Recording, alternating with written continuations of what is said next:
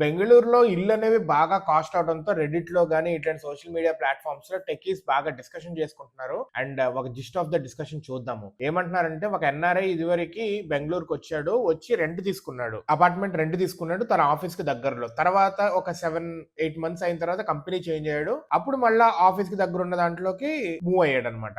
So ఇల్లు కొనాలా, నేను కొనాలనుకుంటున్నా, కానీ కొన్న తర్వాత మళ్ళా ఆఫీస్ మారితే పరిస్థితి ఏంటి, స్టక్ అయిపోయినట్టు ఉంటుంది నా లైఫ్ అని చెప్పి. అయితే చాలా మంది ఏమంటున్నారంటే రోలెక్స్ లాంటి ఇల్లు కాదు, ఒక ఆండ్రాయిడ్ లాంటి ఇల్లు తీసుకో అంటున్నారు. అంటే ఏంటంటే తక్కువ కాస్ట్ లో ఇల్లు తీసుకోండి, ఒకవేళ తీసుకుంటే గనక ఆఫీస్ మారితే గనక దాన్ని అద్దెకి ఇచ్చేసుకోండి. ఇంకొకళ్ళు ఏం చెప్తున్నారంటే ఇదే జరిగిందంటే వాళ్ళకి ఒక 3 BHK తీసుకున్నారు, ఆఫ్టర్ ఫ్యూ 2 years అయిన తర్వాత దాన్ని అద్దెకి ఇచ్చేసారంటే ఆఫీస్ దగ్గరికి మారిపోయి ఇప్పుడు వాళ్ళకి 20,000 ఎక్స్ట్రా ఇన్కమ్ అనేది వస్తుంది దాని నుంచి అంటున్నారు. ఇంకా ఏమన్నారంటే బెంగళూరులో బికాస్ ఇల్లు అనేవి చాలా కాస్ట్ అయిపోయినాయి, హైదరాబాద్ కూడా అవుతున్నాయి, కానీ బెంగళూరులో already it is on peaks అనమాట. హైదరాబాద్ లో నెక్స్ట్ 10-15 years లో అది జరగబోతుంది. అంత కోట్లు పెట్టి కొన్న తర్వాత ఆఫీస్ మారితే లేకపోతే స్టేట్ మారితే పరిస్థితి ఏంటి? అందుకే వీళ్ళు ఏమంటే 4 BHK లాంటిది కాకుండా 2 BHK లాంటిది తీసుకోండి, so that it is easy to rent or sell కూడా.